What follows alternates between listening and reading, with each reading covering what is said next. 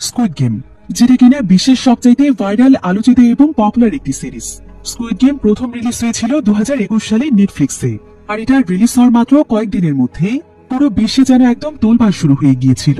কারণ squid game শুধুমাত্র টাকার জন্য জীবন বাজি রাখা গেমের কোনো সিরিজ নয়, বরং এই সিরিজে গেমের মাধ্যমে আমাদের পৃথিবীর নির্মম এবং বাস্তব সত্যকে তুলে ধরা হয়েছিল। মানুষটা আসলে টাকার কাছে কতটা অসহায়, আর প্রত্যেকটি মানুষের জীবনে আলাদা আলাদা দিক থেকে কতটা ভিন্ন এবং বিচিত্রময়, সেটা স্কুইড গেম সিরিজের প্রত্যেকটি খেলাতেই এমন ভাবে ফুটিয়ে তোলা হয়েছিল, যেটা কিনা সকল মানুষের হৃদয় ছুঁয়ে গিয়েছে। আর এবার প্রায় 3 বছরের দীর্ঘ প্রতীক্ষার পর ফাইনালি রিলিজ হয়েছে স্কুইড গেম সিজন 2।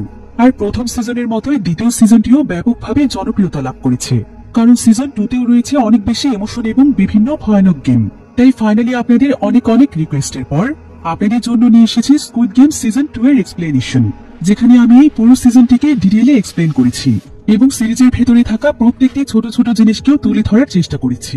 আর আপনি যদি এখনো স্কুইড গেম সিজন 1 দেখে না থাকেন, এমনকি 3 বছর আগে দেখার জন্য যদি কিছু ভুলে গিয়ে থাকেন, তাহলে দুশ্চিন্তার কোনো প্রয়োজন নেই, কারণ আমি এই একটি ভিডিওর মাধ্যমে পুরো সিরিজটিকে এমন ভাবে এক্সপ্লেন করেছি যাতে করে আপনি সম্পূর্ণ সিরিজের কাহিনী বুঝতে পারবেন। তাহলে চলুন দেরি না করে শুরু করা যাক স্কুইড গেম সিরিজের সম্পূর্ণ গল্পের এক্সপ্লেনেশন। তো গল্পটি শুরু হয় সাউথ কোরিয়ার একটি শহরে, যেখানে গোপন একটি এজেন্সি স্কুইড গেম নামক একটি গেম পরিচালনা করে থাকে। আর এই গেমটি পরিচালনা করা হয় কোরিয়ার এমন একটি গোপন দ্বীপের মাঝখানে, যে দ্বীপে কখনো কোনো মানুষ যায় না, এমনকি এই গেমের ব্যাপারেও বাইরের কোনো মানুষ জানে না।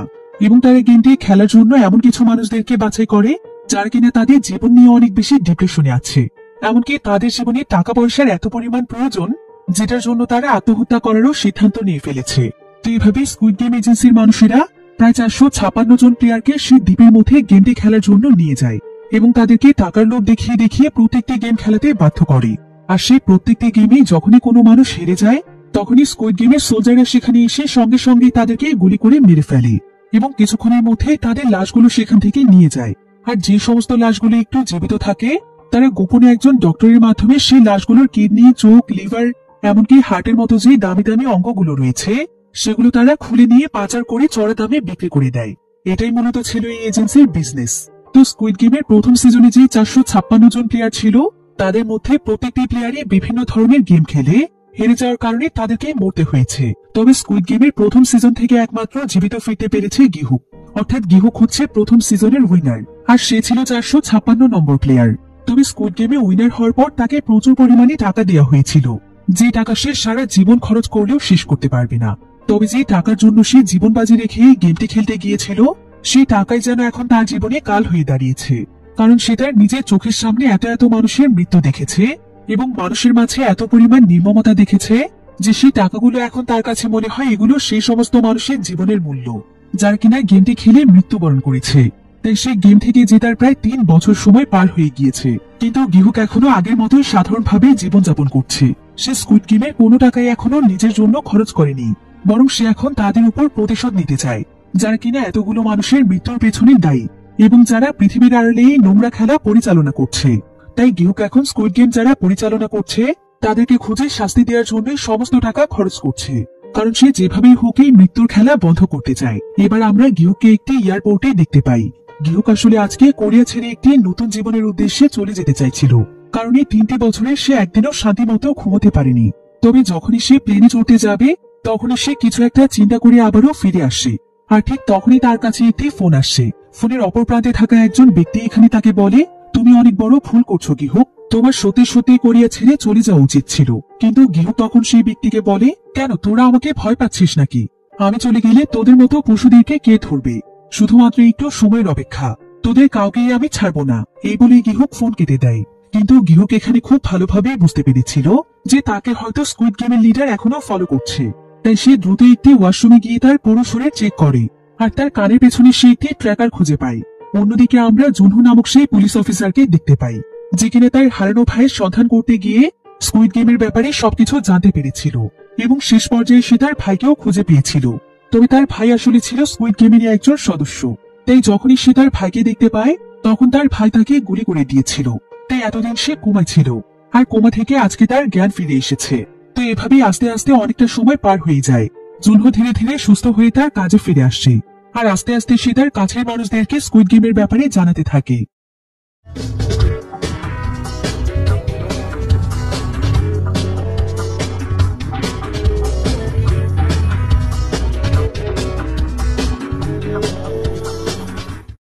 যে একটি গোপন দ্বীপের মধ্যে কিভাবে স্কুইড গেমটি পরিচালিত হয় এবং কিভাবে সেখানে শত শত মানুষকে মেরে ফেলা হয়। কিন্তু জুনহোর এই কথা কেউ বিশ্বাস করত না, কারণ তারা মনে করত যে এমন কোনো গেম আছে নাকি। জুনহো হয়তো কোমায় থেকে পাগল হয়ে গিয়েছে। তবে এত মানুষের মধ্যে শুধুমাত্র একজন ব্যক্তি ছিল যে কিনা জুনহোর সমস্ত কথা বিশ্বাস করত। তার নাম ছিল পার্ক। সে আসলে একজন ক্যাপ্টেন ছিল, আর এই ক্যাপ্টেন পার্কে আসলে জুনহোকে তখন বাঁচিয়েছিল যখন জুনহো গুলি খেয়ে পানিতে পড়ে গিয়েছিল। আর জুনহো প্রায় অনেকদিন ধরেই ক্যাপ্টেন পার্কের সঙ্গে মিলে সেই দ্বীপটিকে খুঁজে বেড়াচ্ছে যেটার মধ্যে স্কুইড গেমটি পরিচালনা করা হচ্ছে। যদিও এখন পর্যন্ত তারা অনেকগুলো দ্বীপেই গিয়েছে, কিন্তু আজ পর্যন্ত কোনো দ্বীপেই তারা স্কুইড গেমের চিহ্নই খুঁজে পায়নি। তবে এতদিন ধরে এতগুলো দ্বীপের সন্ধান করার পর ক্যাপ্টেন পার্কও যেন একদম হাঁপিয়ে উঠেছিল। তাই সে জুনহোকে সেই গেমের ব্যাপারে সবকিছু ভুলে যেতে বলে এবং তাকে সুন্দরভাবে জীবনযাপন করতে বলে। অন্যদিকে আমরা গিহুককে দেখতে পাই। গিহুকের কাছে মিস্টার কিম নামক একজন ব্যক্তি আসে। গিহুক আসলে 3 বছর ধরে সেই সেলসম্যানকে খুঁজছে যে কিনা একটি রেল স্টেশনের মধ্যে প্রথম তার কাছে সেই গেমের অফার নিয়ে এসেছিল।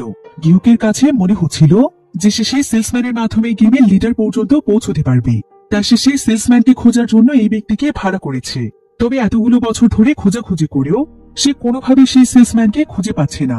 তো এবার মিস্টার কিম এখানে তাকে জানায় যে সে প্রায় 2 বছর ধরে তার সমস্ত লোকদেরকে বিভিন্ন স্টেশনে লাগিয়ে দিয়েছে, কিন্তু আজ পর্যন্ত তারা কোনো মানুষকে তাকচি খেলতে দেখেনি। আসলে সেই সেলসম্যান তাকচি নামক একটি গেম খেলার পরে মানুষকে স্কুইড গেমের জন্য ইনভাইটেশন কার্ড দেয়। এবার গিহুক এখানে কিমকে বলে যে প্রথম স্কুইড গেম জেতার অনেক বছর পার হয়ে গিয়েছে, তাই নিশ্চয়ই এখন আবারও স্কুইড গেম শুরু হবে। এজন্য সেই সেলসম্যানও নতুন লোকের সন্ধানে থাকবে। তাই কিম যেন তার লোকের সংখ্যা আরো অনেক বেশি বাড়িয়ে দেয়। এর জন্য যত টাকা প্রয়োজন সে তাকে দেবে। এরপর গিহুক এখানে কিমকে 10 মিলিয়ন ওয়ান দেয়, আর কিমও তখন তার পুরো টিমকে অনেক বড় করে বিভিন্ন জায়গাতে ছড়িয়ে দেয় সেই সেলসম্যানকে খোঁজার জন্য।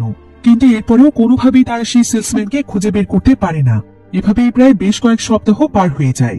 এরপর একদিন দেখা যায় মিস্টার কিম তার একজন সঙ্গীর সঙ্গে একটি স্টেশনে বসেছিল। তারা স্কুইড গেমের ব্যাপারে কথা বলছিল। আর ঠিক এমন সময় তারা সামনে তাকিয়ে দেখতে পায় যে সত্যি সত্যি একজন সেলসম্যান একজন মানুষের সঙ্গে তাকচি খেলছে। তারা বুঝতে পারে যে এটাই হচ্ছে সেই লোক যাকে গিহুক খুঁজে বেড়াচ্ছে। তো কিম এখানে গিহুককে এই বিষয়টি জানালে গিহুক তাদেরকে সেই ব্যক্তির পিছু করতে বলে। তবে সে তাদেরকে সেই ব্যক্তির কাছে যেতে নিষেধ করে দেয়। তাই তারা এখানে সেই সেলসম্যানের পিছু করতে থাকে, আর গিহুক তাদের লোকেশন অনুযায়ী তাদের দিকেই আসতে থাকে। তবে সেই সেলসম্যান অনেক দ্রুত গতিতে সেখান থেকে চলে যাচ্ছিল।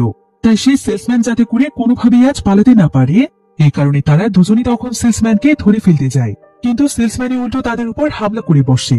অন্যদিকে গিহুক যখন রাস্তা দিয়ে ফুল স্পিডে গাড়ি চালাচ্ছিল তখন তাকে জুনহো এবং তার সঙ্গী ফাইন করে। কিন্তু গিহুক কোনো কথা না বলে টাকা দিয়ে সেখান থেকে চলে যায়। তবে বিষয়টি জুনহোর কাছে কিছুটা অদ্ভুত মনে হয়। তাই জুনহো যখন গিহুকের প্রোফাইল চেক করে তখন তার সঙ্গে সঙ্গেই মনে পড়ে যায় যে এটা তো আসলে স্কুইড গেমের সেই গিহুক যার কাছে সে একবার সাহায্য চেয়েছিল। অন্যদিকে আমরা সেই সেলসম্যানকে দেখতে পাই যে কিনা কিম এবং ওসিকে একটি জায়গাতে নিয়ে এসেছে, আর সে তাদেরকে মেরে এখানে বেঁধে রেখেছে। তো সেলসম্যান এখানে তাদের দুজনের সঙ্গে একটি গেম খেলতে চায়। সে তাদেরকে রক পেপার সিজার খেলতে বলে। স্কুইড গেমের ব্যাপারে জানার কারণে তাদের দুজনের কাছে অনেক ভয় লাগছিল, কিন্তু তারপরও তারা গেমটি খেলে।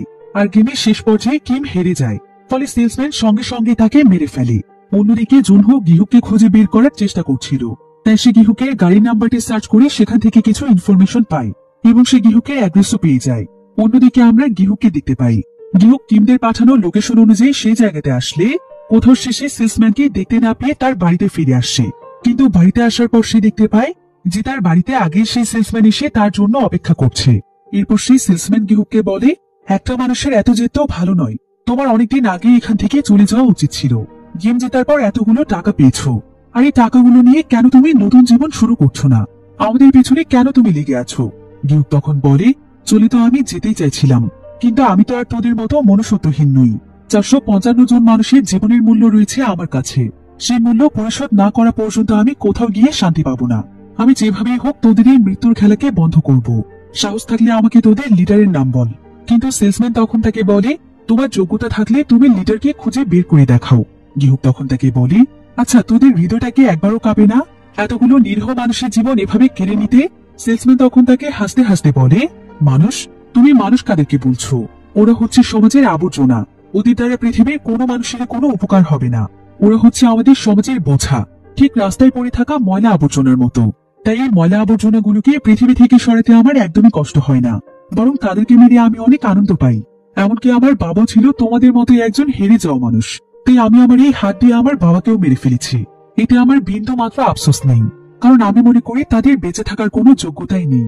আমি মনে করি তোমারও বেঁচে থাকার কোনো যোগ্যতাই ছিল না। তুমি কোনো মতে একটি গেম জিতে গিয়ে এখন নিজেকে হিরো মনে করছো। কি আমার উপর তোমার অনেক রাগ হচ্ছে? তাহলে তুমি চাইলেই আমার উপর এখনই প্রতিশোধ নিতে পারো। আমি তোমাকে একটি সুযোগ দিতে চাই, আমার সঙ্গে একটি গেম খেলবে। এই গেমে হয়তো তুমি মরবে, নয়তো আমি মরবো। গিউক তখন তার সঙ্গে গেমটি খেলতে রাজি হয়ে যায়। গেমটি ছিল একটি বন্দুকের গেম, যেখানে কয়েকটি বুলেটের জায়গায় শুধুমাত্র একটি বুলেট থাকবে। আর প্রত্যেকবার শুট করার পর বুলেটের ঘরগুলো একা একাই চেঞ্জ হতে থাকবে। আর এভাবেই প্রতিবার বন্দুকটি মাথায় নিয়ে গুলি করে যেতে হবে। এরপর দেখা যায় একবার বন্দুকটি দিয়ে গিউক তার মাথায় গুলি করছিল, আরেকবার গুলি করছিল সেলসম্যান। এভাবে করে তারা দুজন মিলে বেশ কয়েকবার গুলি করতে থাকে। আর এখন শুধুমাত্র দুটো চান্স বাকি ছিল, যেখানে তাদের দুজনের মধ্যে যে কোনো একজন মরবে। সেলসম্যান তখন গিহুককে বলে, এখন তো তোর মৃত্যু নিশ্চিত, আমি মরবো না, মরতে হবে তোকেই। তোর সাহস থাকলে গুলি করে দেখ না। গিহুক তখন সৃষ্টিকর্তার নাম নিয়ে সঙ্গে সঙ্গেই গুলি করে দেয়, আর সৌভাগ্যবশত সে বেঁচে যায়। এখন শুধুমাত্র বাকি ছিল একটি শুট, যেটাতে সেই সেলসম্যানকে মরতেই হবে। আর সেই সেলসম্যান ছিল একজন সাইকো, তাই সেও তখন সঙ্গে সঙ্গে তার মৃত্যু মেনে নেয়। আর সে বন্দুকটি দিয়ে শুট করে হাসতে হাসতে মৃত্যুবরণ করে। এদিকে এমন সময় সেখানে গিহুককে খুঁজতে খুঁজতে জুনহো চলে আসে। এরপর সেখানে একটি আওয়াজ পেয়ে জুনহো যখন একটি রুমের মধ্যে যায়, তখন সে সেখানে ওসিককে দেখতে পায়, যাকে সেই সেলসম্যান বন্দি করে রেখেছিল। জুনহো তখন তার কাছে গিহুকের কথা জানতে চায়। অন্যদিকে গিহুক সেই সেলসম্যানের পকেট থেকে একটি ইনভাইটেশন কার্ড পায়, যেখানে তাদের শহরের একটি ক্লাবের নাম লেখা ছিল। আর 4 দিন পরে সেলসম্যানের স্কুইড গেমের ভিআইপিদের সঙ্গে দেখা করার কথা রয়েছে। এরপর ঠিক এমন সময় সেখানে জুনহো চলে আসে। আর সে সেই সেলসম্যানকে মৃত দেখতে পেয়ে গিহুককে গ্রেফতার করতে চায়, কিন্তু ঠিক তখনই সেখানে ওসিক এসে জুনহোকে মেরে অজ্ঞান করে দেয়। আর জুনহোর যখন জ্ঞান ফিরে আসে, তখন গিহুক তাকে সবকিছু খুলে বলে যে সেলসম্যানকে আসলে সে মারেনি, বরং সে নিজেই তার সঙ্গে গেম খেলে হেরে গিয়ে মৃত্যুবরণ করেছে। এরপর সেইখানে জুনহোকে স্কুইড গেমের ব্যাপারেও জানায়। আর এসব কথা শুনে জুনহো তখন তাদেরকে বলে সেও এই মৃত্যুর খেলাকে বন্ধ করতে চায়, কারণ গিহুক যখন সেখানে খেলতে গিয়েছিল তখন সে একজন সোলজারের বেশে সেখানেই ছিল। তাই সেও নিজের চোখে সমস্ত মানুষের মৃত্যু দেখেছে। তাই গিহুক চাইলে তাকে তার টিমে নিতে পারে, কারণ তাদের দুজনের উদ্দেশ্য যেহেতু এক, তাই তারা একসঙ্গে কাজ করলে তাদের জন্য কাজটি অনেক সহজ হবে। এরপর গিহুক, জুনহো এবং ওসিক মিলে একটি টিম হয়ে যায়। গিহুক তখন তাদের দুজনকে তার গোপন একটি জায়গাতে নিয়ে যায়, যেখানে সে এখন পর্যন্ত প্রচুর পরিমাণে অস্ত্র জমিয়ে রেখেছে, যেগুলোর মাধ্যমে সে স্কুইড গেমের সবার মোকাবেলা করবে। এমনকি সেখানে সেই সমস্ত বন্দুকগুলোর প্র্যাকটিস করার জন্য বিশেষ একটি জায়গাও তৈরি করে রেখেছে। গিহুক এখানে তাদের দুজনকে বলে যে এত কম লোক দিয়ে কখনোই তারা তাদের মিশনে সফল হতে পারবে না, তাদেরকে আরো অনেক মানুষের ব্যবস্থা করতে হবে। এবার মোটামুটি সবকিছু একটু ভালোভাবে সামলে নেওয়ার পর গিহুক চলে যায় তার বন্ধু সামোর মাকে দেখতে, যে কিনা তার সঙ্গে স্কুইড গেম খেলায় মারা গিয়েছিল। সেই খেলায় তাদের সঙ্গে গান নামক একটি মেয়ে ছিল, যে কিনা তার ভাইকে ভালোভাবে মানুষ করার জন্য স্কুইড গেমটি খেলতে গিয়েছিল। তাই গিহুক তাদের দুজনকে হারিয়ে ফেলার পর সাঙ্গোর মায়ের কাছে গাঙের ভাইকে দিয়ে গিয়েছিল, এবং সাঙ্গোর ভাগের কিছু টাকাও তার মাকে দিয়ে দিয়েছিল। আর সেখানে এসে দেখতে পায় যে সাঙ্গোর মা এবং গাঙের ভাই এখন অনেক ভালো আছে। সাঙ্গোর মা তার সন্তানের পরিবর্তে গাঙের ভাইকে পেয়েছে, আবার গাঙের ভাইও একটি পরিবার পেয়েছে, যেটা দেখে গিহুক অনেক ইমোশনাল হয়ে যায়। এরপর গিহুক সোজা চলে যায় একজন ব্রোকারের কাছে। সে আসলে গাঙের মাকে খুঁজছে, কারণ গাঙের মা অনেক বছর আগে হারিয়ে গিয়েছিল। গিহুক আসলে এক এক করে এখন সেই সমস্ত মানুষদেরকে খুঁজে বের করছে, যাদের জন্য স্কুইড গেমে অনেক মানুষ খেলতে গিয়েছিল। গিহুক আসলে সেই সমস্ত মানুষদেরকে সাহায্য করতে চায়, যাদের পরিবারের সদস্য তাদের জন্য স্কুইড গেম খেলতে গিয়ে মারা গিয়েছে। তাই সে তার টাকা দিয়ে তাদের অভাব পূরণ করতে চায়। এবার গিহুক সেই ব্রোকারের কাছ থেকে বেরিয়ে আসার পর সেখানে নুল নামক একটি মেয়ে আসে। নুল আসলে ছিল একজন নর্থ কোরিয়ার নাগরিক, কিন্তু সে কোনো এক কারণে তাদের দেশের একজন সোলজারকে হত্যা করে ফেলেছিল। তাই সে তার হাজবেন্ডকে নিয়ে পালিয়ে সাউথ কোরিয়াতে চলে এসেছে। কিন্তু তার ছোট্ট একটি বাচ্চা রয়েছে, সে তার বাচ্চাকে কোনোভাবেই তার সঙ্গে আনতে পারেনি। তাই সে ব্রোকারের কাছে এই কারণে এসেছে, যাতে করে এই ব্রোকার কোনোভাবে তার সন্তানকে সাউথ কোরিয়ায় এনে দিতে পারে। ব্রোকার তখন তাকে সঙ্গে সঙ্গে জানিয়ে দেয় যে তার বিরুদ্ধে নর্থ কোরিয়ায় দেশদ্রোহী মামলা হয়েছে। তাই তার পালিয়ে আসার পর তার সন্তানকে তারা কোনোভাবেই বাঁচিয়ে রাখবে না। এতদিনে হয়তো তার মেয়েকে মেরে ফেলা হয়েছে, এজন্য সে তাকে কোনোভাবেই কোনো সাহায্য করতে পারবে না। নৌল আসলে তার মেয়েকে আনার জন্য অনেকগুলো ব্রোকারের সঙ্গে যোগাযোগ করেছিল, কিন্তু প্রত্যেকটি ব্রোকারই তাকে একই কথা বলেছে তাই নোল মন খারাপ করে রাস্তার পাশে থাকা একটি গাড়িতে বসেছিল। কিন্তু ঠিক তখনই তার কাছে একজন ব্যক্তি আসে আর তাকে একটি স্কুইড গেমের ইনভাইটেশন কার্ড দিয়ে চলে যায়। এবার পরের দিন সকালে আমরা নোলকে দেখতে পাই, যে কিনা খরগোশের কস্টিউম পরে বাচ্চাদেরকে আনন্দ দেওয়ার কাজ করে থাকে। তো কিছুক্ষণ পর নোলের কাছে একজন বাচ্চা আসে তাকে এতটা আনন্দ দেওয়ার জন্য ধন্যবাদ জানাই। বাচ্চাটিকে দেখে নোলের তার মেয়ের কথা মনে পড়ে যায়। এরপর নোল এখানে জানতে পারে যে বাচ্চাটির নাম হচ্ছে নায়ন, কিন্তু তার ব্লাড ক্যান্সার হয়েছে। তার বাবা রাস্তার পাশে পেন্টিং এর কাজ করে থাকে, তাই অর্থের অভাবে সে তার মেয়ের ভালোভাবে ট্রিটমেন্ট করতে পারছে না। এরপর নায়ন একদিন অনেক বেশি অসুস্থ হয়ে গেলে নোল তাকে লুকিয়ে লুকিয়ে হসপিটালে দেখতে যায়। নায়নকে দেখে তার অনেক কষ্ট হচ্ছিল, বারবার তার যেন তার মেয়ের কথা মনে পড়ছিল। অন্যদিকে আমরা গিহুককে দেখতে পাই।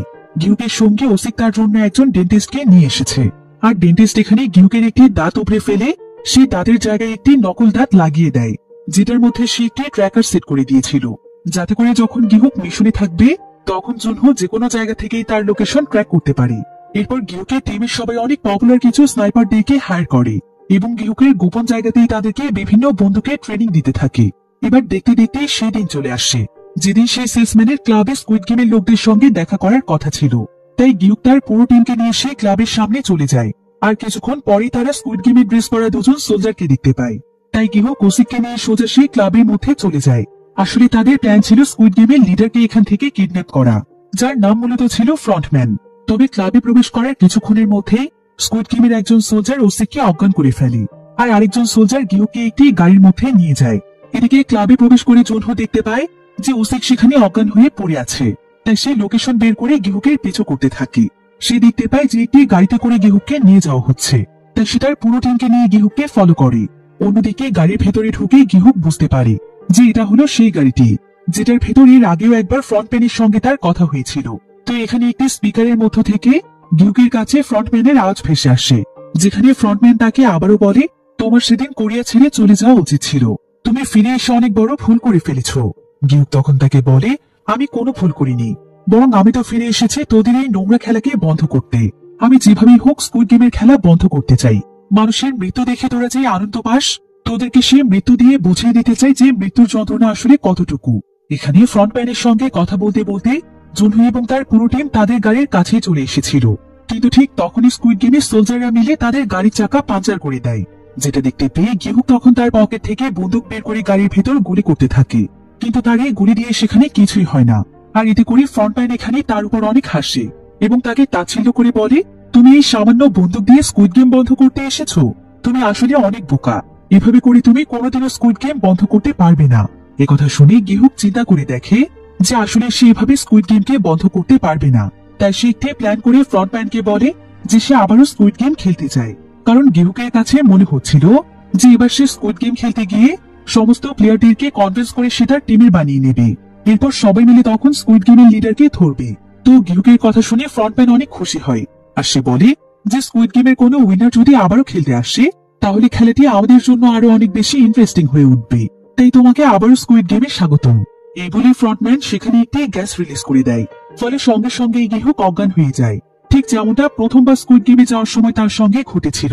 এরপর গিহুককে স্কুইড গেম খেলার জন্য একটি নতুন জায়গাতে নিয়ে আসা হয়। অন্যদিকে আমরা নোলকে দেখতে পাই, সেও স্কুইড গেমের সেই জায়গাটিতে চলে এসেছে। তবে সে আসলে স্কুইড গেম খেলতে আসেনি, বরং সে স্কুইড গেমের একজন সোলজার হিসেবে এসেছে, আর তার নম্বর ছিল নম্বর 11। তো নিউল এখানে সঙ্গে সঙ্গে তার রুমে গিয়ে একদম রেডি হয়ে যায়। অন্যদিকে গিহুকের যখন জ্ঞান ফিরে আসে তখন সে আশেপাশে তাকিয়ে দেখতে পায় যে আবারও আগের বারের মতোই তাকে সহ এখানে প্রায় 456 জন প্লেয়ার রয়েছে, আর গেম খেলার জায়গাটি ঠিক আগের মতোই আছে। এবার সমস্ত প্লেয়ারই এখানে জ্ঞান ফিরে আসার পর চারিদিকটা ঘুরে দেখছিল। তাদের কাছে সবকিছু অনেক অদ্ভুত মনে হচ্ছিল। এরপর খেলার ব্যাপারে তথ্য জানানোর জন্য যখন সেখানে সোলজাররা আসে তখন প্লেয়ারদের মধ্যে নানা ধরনের প্রশ্ন তৈরি হয়। এখানে এক একজন প্লেয়ার কার্ডদেরকে এক এক প্রশ্ন করতে থাকে। কেউ বলে যে তারা তো এখানে গেম খেলতে এসেছে, তাহলে তাদেরকে এইভাবে অজ্ঞান করে কেন আনা হয়েছে। কেউ আবার বলে তাদের কাপড় চোপড় কেন চেঞ্জ করে দেওয়া হয়েছে। কেউ আবার বলে যে এমন জেলখানার মতো জায়গাতে কেন তাদেরকে গেম খেলতে হবে। এভাবে করে প্রশ্ন করতে করতে প্রত্যেকটি প্লেয়ার বুঝতে পারে যে এটা হয়তো কোনো ইলিগেল গেম হতে পারে। তাই সবাই এখানে গেম না খেলার সিদ্ধান্ত নেয়, যেটা দেখে স্কুইড গেমের একজন সোলজার সেখানে কিছু ভিডিও প্লে করে, যেখানে এখানকার প্রত্যেকটি প্লেয়ারদের লাইফ স্টোরি দেখানো হচ্ছিল, যে বাস্তব জীবনে আসলে তারা কতটা কষ্টে আছে, কতটা কষ্টে তারা তাদের জীবন পার করছে, তাদের উপর কত মানুষের কত মিলিয়ন টাকার লোন রয়েছে, এখানে দেখা যায় যে এখানকার প্রত্যেকটি প্লেয়ারই প্রচুর পরিমাণে লোন এবং ঋণে ডুবে আছে। এরপর গার্ড এখানে সবাইকে প্রশ্ন করে তারা এখন কি করতে চায়। তারা কি তাদের নরকের মতো সেই জীবনে ফিরে যেতে চায়, নাকি এখান থেকে গেম খেলে টাকা নিয়ে যেতে চায়? তারা যদি চায় তাহলে তারা ফিরে যেতে পারবে, কিন্তু নিজেদের সেই কষ্টের জীবনের কথা চিন্তা করার পর তারা সবাই এবার গেম খেলতে রাজি হয়ে যায়। এরপর গার্ডও তাদেরকে একটি ভোল দেখায়, যেটার ভেতরে প্রত্যেকটি রাউন্ডের পর তাদের জন্য টাকা জমা হবে। আর এত বড় একটি ভোল দেখে তারা সবাই অনেক খুশি হয়ে যায়। এবার গার্ডরা এখানে তাদেরকে জানায় যে এবারের স্কুইড গেমে তাদের জন্য নতুন একটি রুলস তৈরি করা হয়েছে। সেটা হলো প্রত্যেকটি রাউন্ড খেলার পর তাদের জন্য একটি ভোটের আয়োজন করা হবে, যেটার মাধ্যমে তারা ভোট করে ডিসাইড করতে পারবে যে তারা এই সম্পূর্ণ গেমটি খেলতে চায় কিনা, নাকি সেখান থেকেই বাড়িতে ফিরতে চায়। যদি বেশিরভাগ মানুষই গেমটি বন্ধ করতে চায় তাহলে সেখানে গেমটি বন্ধ করে দেওয়া হবে। আর সে পর্যন্ত তাদের যত টাকা উপার্জন হবে সেই টাকাগুলো তারা সমানভাবে ভাগ করে নিয়ে তাদের বাড়িতে ফিরতে পারবে।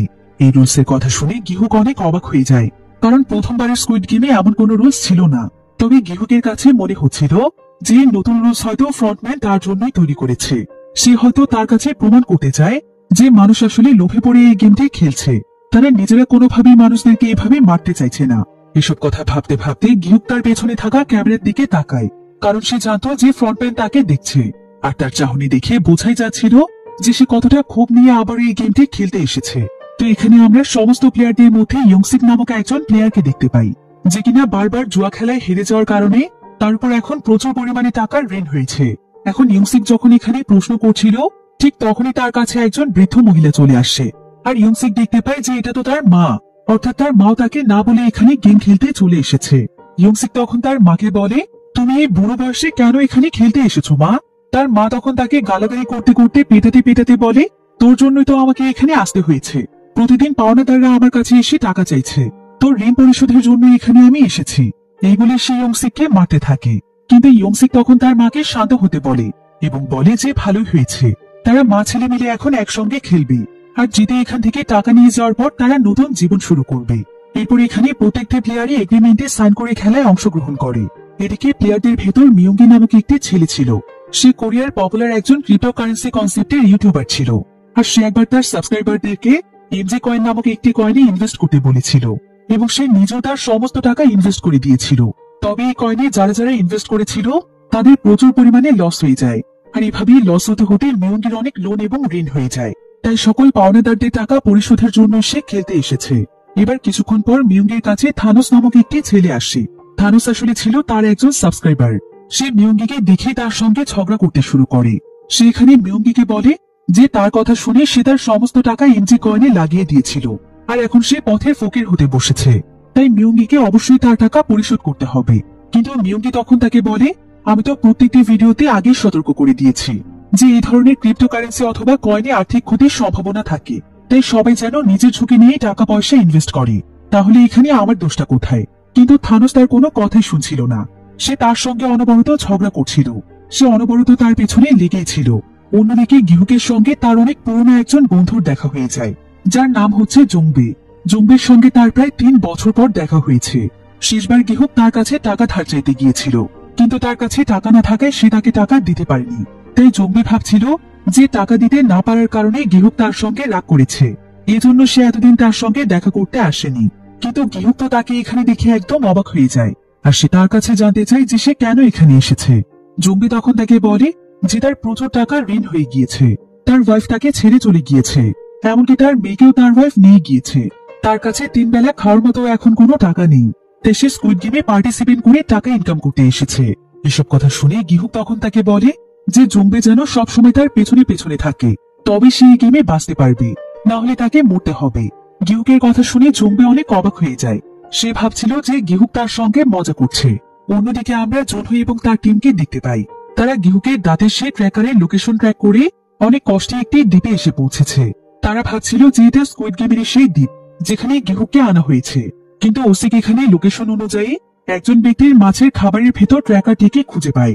অর্থাৎ গিহুকের কাছে যে ট্র্যাকারটি ছিল সেটা হয়তো স্কুইড গেমের লিডার বুঝতে পেরেছিল আর ট্র্যাকারটিকে ফেলে দিয়েছিল। তার মানে এত সময় ধরে তারা ভুল রাস্তা ফলো করছিল। অন্যদিকে স্কুইড গেমের প্রথম রাউন্ড শুরু হয়ে যায়। সমস্ত প্লেয়ারদেরকে বড় একটি মাঠে নিয়ে আসা হয়, আর তাদের সামনে ছিল অনেক বড় একটি পুতুল। তবে গিহুক ভাবছিল ট্র্যাকার ফলো করতে করতে গেম শুরু হওয়ার আগে জুনহোরা এখানে পৌঁছতে পারবে, কিন্তু এমন সময় সে ট্র্যাকারটি চেক করলে দেখতে পায় যে ট্র্যাকারটি আর তার কাছে নেই, অর্থাৎ তাকে এখানে আনার আগে ট্র্যাকারটি ফেলে দেওয়া হয়েছে। গিহুক এতে অনেক ভয় পেয়ে যায়। সে বুঝতে পারে যে সে গেমের মধ্যে আবারও ফেসে গিয়েছে, কিন্তু তাকে তো যেভাবেই হোক এই মৃত্যুর খেলা বন্ধ করতে হবে। তাই সে সঙ্গে সঙ্গে সমস্ত প্লেয়ারদের সামনে চলে যায়, আর সে চিৎকার করে সবাইকে বলতে থাকে যে গেমটির নাম হচ্ছে রেড লাইট গ্রিন লাইট, যেখানে পুতুলটি পেছনে তাকালেই তাদেরকে দৌড়তে হবে, আর পুতুলটি যখন তাদের দিকে তাকাবে তখন তারা বিন্দু মাত্র নড়লেই গেম থেকে এলিমিনেট হয়ে যাবে। আর এই পুতুলটির চোখে মোশন ডিটেক্টর লাগানো আছে, তাই সামান্য নড়লেই পুতুলটি বুঝতে পারে। এসব শুনে সবাই ভাবছিল যে এটা তো অনেক সহজ একটি গেম, কারণ এই গেমগুলো তারা ছোটবেলায় অনেক খেলেছে। কিন্তু গিহুক তাদের সবাইকে বলে যে এটা সেই বাচ্চাদের কোনো গেম নয়, বরং এই গেমের মধ্যে তারা হেরে গেলে তাদেরকে মরতে হবে। স্কুইড গেমের সোলজাররা তাদেরকে মেরে ফেলবে। কিন্তু গিহুকের কথা শুনে সবাই হাসে, আর সবাই এখানে ভাবতে থাকে যে গিহুক হয়তো পাগল হয়ে গিয়েছে, না হলে কোনো গেমে মানুষকে এভাবে মেরে ফেলা হয় নাকি। আবার অনেকে তো ভাবছিল গিহুক ইচ্ছে করে প্লেয়ারদের মধ্যে আতঙ্ক ছড়াতে চাইছে, যাতে করে সবাইকে নার্ভাস করে দিয়ে সে নিজে গেমটিতে জিতে যায়। সবাই তখন গিহুককে তাদের সামনে থেকে সরে যেতে বলে, কেউই তার কথা বিশ্বাস করে না। এবার যথারীতি খেলা শুরু হয়ে যায়, আর আগের বারের মতো এবারও তাদেরকে ক্রস লাইন পার করার জন্য 5 মিনিট সময় দেয়া হয়। এরপর পুতুলটি গ্রিন লাইট বলে গান গাইতে শুরু করে। তখন গিহুক তাদের সকলের সামনে দাঁড়িয়ে তাদেরকে লিড করার চেষ্টা করছিল। সে তার একটি হাত দিয়ে তার মুখ ঢেকে রাখে, যাতে করে মোশন ডিটেক্টর তাকে ধরতে না পারে। আর পুতুলটির মিউজিক বন্ধ হলে যখনই রেড লাইট বলা হয় তখনই গিহুক চিৎকার করে সবাইকে স্ট্যাচুর মতো দাঁড়িয়ে থাকতে বলে। আবারও মিউজিক শুরু হলে গিহুক তাদেরকে দৌড়তে বলে। এভাবে বেশ কিছু সময় ভালোই চলছিল, কিন্তু এমন সময় থানোস নামক সেই ছেলেটির সামনে একটি মেয়ে ছিল, আর ঠিক তখনই সেই মেয়েটির গলে একটি মাছি এসে বসলে রেড লাইট চলাকালীন সময়ে মেয়েটি চিৎকার দিয়ে নড়ে ওঠে। তবে তার কাছে বিষয়টি অনেক মজা লাগছিল, কিন্তু ঠিক এমন সময় তার মাথা ভেদ করে একটি বন্দুকের গুলি চলে যায়। সে সকলের সামনে মাটিতে পড়ে গিয়ে সঙ্গে সঙ্গেই মারা যায়। এতে মুহূর্তের মধ্যেই যেন সকলের মাঝে আতঙ্ক ছড়িয়ে পড়ে। কেউ আর একটি পাও নড়ার সাহস পাচ্ছিল না। আর এখানে একজন মহিলা সেই মেয়েটির লাশ দেখার পর সেও প্রচন্ড ভয়ে চিৎকার দিয়ে সেখান থেকে পালাতে চাইছিল, কিন্তু এমন সময় তাকেও গুলি করে দেয়া হয়। এটা দেখে অনেক প্লেয়ারই দৌড়ে সেখান থেকে পালানোর চেষ্টা করছিল, কিন্তু সেই সমস্ত প্লেয়ারদেরকে এখানে গুলি করে মেরে ফেলা হয় যারা রেড লাইট চলাকালীন সময়ে বিন্দু মাত্র নড়েছে। গিহুক এখানে প্রত্যেকের হাইট অনুযায়ী সিরিয়াল দিয়ে সবাইকে একে অপরের পেছনে লুকিয়ে থাকতে বলে, এতে করে মোশন ডিটেক্টর তাদেরকে ক্যাচ করতে পারবে না। কিন্তু অনেক সাবধানতার সঙ্গে খেলার পরও ফিনিশিং লাইনে যাওয়ার আগে অনেক প্লেয়ার মারা যেতে থাকে। আবার অনেকের তো এখানে ভয়ে হাত পা কাঁপার কারণেও মারা যায়। এভাবে গেম শেষ হওয়ার যখন কয়েক সেকেন্ড সময় বাকি ছিল তখন গিহুক অনেক প্লেয়ারদেরকে নিয়ে ফিনিশিং লাইন ক্রস করে ফেলে। কিন্তু ফিনিশিং লাইন থেকে কিছুটা দূরে একজন ব্যক্তি ছিল যার পায়ে গুলি লেগেছে। সে তখন গিহুকের কাছে সাহায্য চায়, কিন্তু এখন সময় বাকি ছিল মাত্র 30 সেকেন্ড। এই 30 সেকেন্ডের মধ্যে যদি সে ফিনিশিং লাইনের ভেতরে না আসতে পারে তবে তাকেও মরতে হবে। কিন্তু তারপরও গিহুক লোকটিকে সাহায্য করতে যায়, তবে লোকটি অনেক ভারী হয়, গিহুক একা তাকে আনতে পারছিল না। কিন্তু ঠিক তখনই সেখানে ইয়ঞ্চু নামক একটি মেয়ে এসে তাদেরকে সাহায্য করে। ঘড়িতে মাত্র যখন 3 সেকেন্ড সময় বাকি ছিল তখন তারা 3 জন মিলে কোনো মতে ফিনিশ লাইনটি ক্রস করতে পারে। কিন্তু যে ব্যক্তিকে তারা উদ্ধার করেছিল সেই ফিনিশিং লাইনের ভেতরেই তাকে গুলি করে মেরে ফেলা হয়, আর তাকে গুলিতে করেছিল নোল। এবার প্রথম রাউন্ড শেষ হলে তাদের সবাইকে মেইন রুমে ফিরিয়ে আনা হয়, যেখানে প্রত্যেকটি প্লেয়ারই এখন অনেক আতঙ্কিত অবস্থায় ছিল। আর যখনই সেখানে রেজাল্ট ঘোষণা করার জন্য সোলজাররা আসে তখন সবাই সেখানে লুকিয়ে পড়ার চেষ্টা করছিল। এবার সোলজাররা এখানে তাদের সবাইকে জানায় যে প্রথম রাউন্ডে প্রায় 91 জন প্লেয়ার মারা গিয়েছে, তো এখন 456 জনের মধ্যে বেঁচে আছে 365 জন। যেটা দেখে অনেকে ভয় পেয়ে গিয়ে গার্ডের সামনে এসে লুটিয়ে পড়ে, আর তারা তাদের কাছে অনেক আকুতি মিনতি করতে থাকে যে তারা এই গেমটি খেলতে চায় না, তারা তাদের বাড়িতে ফিরতে চায়। তবে সোলজাররা তখন তাদেরকে শান্ত হতে বলে এবং জানায় যে তাদেরকে জোর করে গেমটি খেলতে হবে না, কারণ কোনো মানুষকে দিয়ে জোর করে গেম খেলানো তাদের রুলসের বাইরে। তাই এর জন্য প্রত্যেকটি গেমের শেষেই ভোটের ব্যবস্থা রয়েছে, আর ভোটের মাধ্যমে যদি বেশিরভাগ প্লেয়ারই গেমটি কুইট করতে চায় তাহলে গেমটি কুইট করে তারা তাদের পাওনা টাকা নিয়ে চলে যেতে পারবে। এটা শুনে প্লেয়াররা যেন তাদের মনে স্বস্তি ফিরে পায়। এবার সোলজার এসে ভোল্টের মধ্যে সেই টাকাগুলো ফেলতে শুরু করে, যেটা প্রথম রাউন্ডের পর তারা সবাই জিতেছে। এবার প্রায় প্রত্যেকটি প্লেয়ারই জানতে চায় যে তারা এখন গেমটি কুইট করে দিলে তারা প্রত্যেকে কত টাকা পাবে।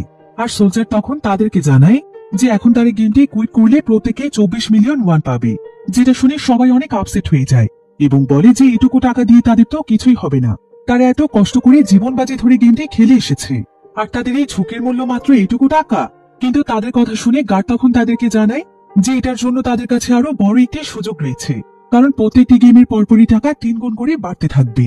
এর মূল কারণটি আসলে হচ্ছে প্লেয়ারদের মৃত্যু, অর্থাৎ প্রত্যেকটি গেমে যত বেশি প্লেয়ার মরতে থাকবে ভোটের মধ্যে তত বেশি টাকা জমা হতে থাকবে এবং যত কম প্লেয়ার হবে তারা তত বেশি টাকা পাবে। তো এবার সমস্ত প্লেয়ারদের মধ্যে ভোটের ব্যবস্থা করা হয়।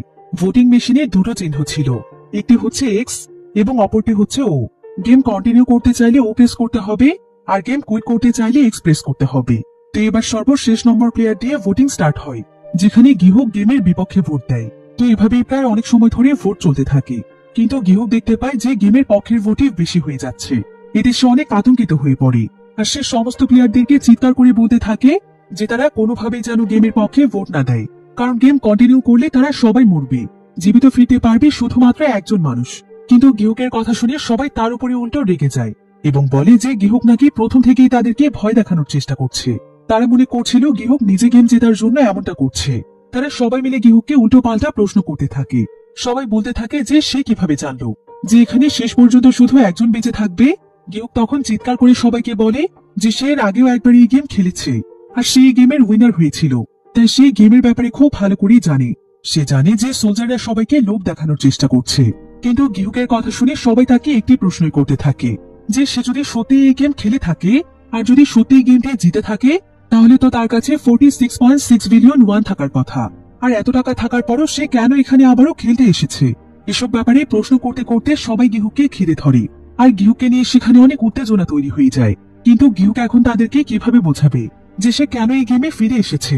এখন এত বিশৃঙ্খলা দেখে একজন সোলজার এসে গিহুককে ভয় দেখায় আর তাকে গেমের মধ্যে ঝামেলা তৈরি করতে নিষেধ করে দেয়। এরপর কিছুক্ষণের মধ্যেই ভোট আবারও শুরু হয়। ভোট চলতে চলতে শেষ পর্যায়ে দেখা যায় যে গেমের পক্ষে এবং বিপক্ষের ভোট সমান ছিল, আর ভোট দিতে বাকি ছিল শুধুমাত্র একজন। এরপর প্লেয়ার নাম্বার 1 চলে যায় ভোট দিতে, কিন্তু দুর্ভাগ্যবশত সে গেমের পক্ষেই ভোট দেয়, যার ফলে গেমটি এখন কন্টিনিউ হতে থাকবে।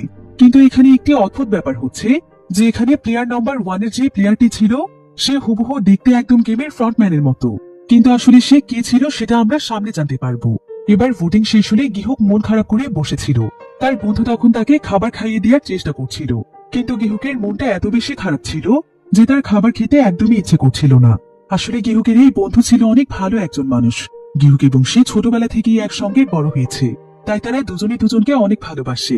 তো এমন সময় আবার গিহুকের কাছে প্লেয়ার নাম্বার 1 আসে, আর সে জানায় যে তার নাম হচ্ছে ইনহু। ইনহু এখানে গিহুকের কাছে ক্ষমা চায় আর বলে যে সেও চাইছিল গেমটি কুইট করতে, কিন্তু তার জীবনে টাকার এত বেশি প্রয়োজন যে সে চাইলেও গেমটি কুইট করে ফিরতে পারবে না। সে টাকা উপার্জনের এই সুযোগটি হাতছাড়া করতে চায় না। তবে গিহুক যা বলেছে সে তার কথায় বিশ্বাস করে, আর গিহুকের কথা বিশ্বাস করে সে ভোটটি দিয়েছে। কারণ গিহুক যেহেতু এর আগের বার খেলেছে, তাই নিশ্চয়ই সে জানবে যে পরের গেমগুলো কি হতে পারে। এরপর অনেকগুলো প্লেয়ার গিহুককে ঘিরে ধরে এবং তার কাছে জানতে চায় যে পরের গেম আসলে কি ছিল। গিহুক তখন জানায় যে গতবার সেকেন্ড গেম ছিল ডালগোনা গেম, যেখানে চিনি গলিয়ে একটি কন্টেনারের ভেতর চিনির মাঝখানে বিভিন্ন শেপ দেওয়া হয়। এরপর সেটা একদম শক্ত হয়ে গেলে একটি নির্দিষ্ট সময়ের মধ্যে প্লেয়ারদেরকে কাঠি দিয়ে শেপটিকে বের করে আনতে হয়। আর এই প্রত্যেকটি শেপের মধ্যে সবচাইতে সহজ হচ্ছে ট্রায়াঙ্গেল এবং সবচেয়ে কঠিন হচ্ছে আমব্রেলা। একথা শুনে একজন স্বার্থপর লোক সেখানে বলে যে গিহুক যেন আর কাউকে এই কথাটি না জানায়, কারণ সবাই এই বিষয়টি জেনে গেলে তারা সবাই জিতে যাবে, তাহলে তাদের প্রাইজ মানি বাড়বে না। কিন্তু এই কথা শুনে গিহুক অনেক রেগে যায়, আর সেখানে বলে যে সে তো সবাইকে এই কারণে গেমটির কথা জানাচ্ছে যাতে করে সবাই তাদের জীবন নিয়ে ফিরতে পারে। মানুষের জীবন বেঁচে গেলে এর চাইতে বড় প্রাইজ আর কি হতে পারে। ইনহু এখানে গিহুকের কথায় সম্মতি জানায়।